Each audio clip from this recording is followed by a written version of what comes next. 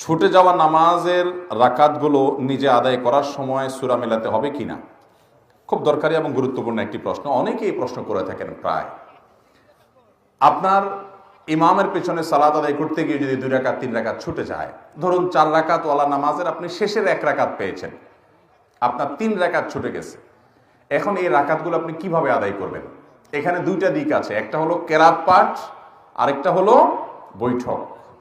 এই বৈঠক এবং সূরা ফাতিহার সাথে অন্য সূরা মিলানো, এগুলো আপনি কিভাবে করবেন? সূরা ফাতিহার সাথে অন্য সূরা মিলাবেন কি মিলাবেন না, এবং বৈঠক কোন হিসাবে করবেন, এটার উত্তরে আমরা বলবো বৈঠকের বিষয়টা খুবই সহজ। আপনি যদি শেষের রাকাত পান 4 রাকাত ওয়ালা নামাজের, তাহলে আপনি নিজে যখন ইমাম সালাম ফেরানোর পরে সালাম ফেরানো ছাড়া আপনি দাঁড়ায় যাবেন। দাঁড়ায় গিয়ে আপনি যখন সালাত শুরু করবেন, আপনার প্রথম রাকাতে আবার বৈঠক করবেন। ইমামের সাথে তো বৈঠক করছেনই, এরপরে দাঁড়ায় যখন আপনার 3 রাকাত ছুটছে, ওই 3 রাকাত পড়া শুরু করেছেন, ওই 3 রাকাতের প্রথম রাকাতে আপনার আবার বৈঠক করবেন। তাহলে পরপর 2টা বৈঠক হবে, হোক, কোনো অসুবিধা নেই। কারণ আপনার এই প্রথম রাকাতটা মূলত আপনার জন্য দ্বিতীয় রাকাত, কারণ 1 রাকাত ইমামের সাথে পেয়েছেন, আরেকটা একা একা পড়ছেন, তাহলে এটা কত নম্বর রাকাত হলো? দ্বিতীয় রাকাতে বৈঠক করতে হয়, সেই হিসাবে আপনি এখানে বৈঠক করবেন। তাতে 2 বৈঠক হোক, সমস্যা নেই। প্রথম বৈঠকটা হলো ইমামের অনুকরণ করতে গিয়ে ইমাম যেহেতু বসছে, আপনি দাঁড়াতে পারেন না, সেজন্য বাধ্য হয়ে বসেছেন।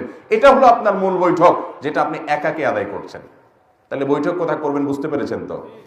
আর বাকি তৃতীয় রাকাতে, অর্থাৎ 1 রাকাত ইমামের সাথে পেলেন, নিজে একাকে 1 রাকাত পড়লেন, নিজে একাকি পরবর্তী রাকাতে আপনি তো বৈঠক করবেন না, কারণ এটা 3 নম্বর রাকাত। আর শেষের রাকাতে বৈঠক করতেই হবে, কারণ সেটা 4র্থ রাকাত। মাগরিবের নামাজ যদি হয়, তাহলে এমনও হতে পারে যে 3 রাকাতে বৈঠক হতে পারে কি পারে না? কেউ যদি মাগরিবের শেষের রাকাত পায়, তাহলে ইমামের সাথে বৈঠক তো করতেই হবে। তার 2 রাকাত ছুটছে, তাহলে সেই 2 রাকাতের প্রথম রাকাতে আবার বৈঠক করা লাগবে কি লাগবে না? কেন লাগবে?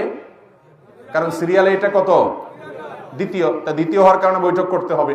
তাহলে একবার ইমামের সাথে বৈঠক করছে, ওইটাতে বৈঠক করার কথা ছিল না প্রথম রাকাত, কিন্তু যেহেতু ইমামের সাথে ছিল, এই জন্য বৈঠক করতে হয়েছে।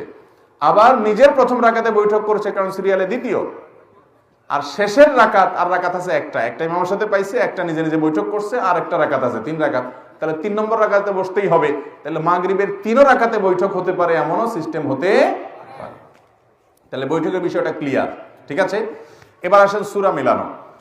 সূরা মিলানোর জন্য ওলামা একরাম এবং ফোকাহা একরামের 2টি মত আছে। অনেক ওলামা একরাম বলেছেন, ইমামের সাথে যে নামাজগুলো ছুটে গেছে, 3 রাকাত 2 রাকাত, যেগুলো ছুটে গেছে, পায় নাই, সেই নামাজগুলো যখন মুক্তাদি পরবর্তীতে ইমাম সালাম ফেরানোর পর তিনি দাঁড়িয়ে একা একা আদায় করবেন, এগুলো তার সালাতের শেষ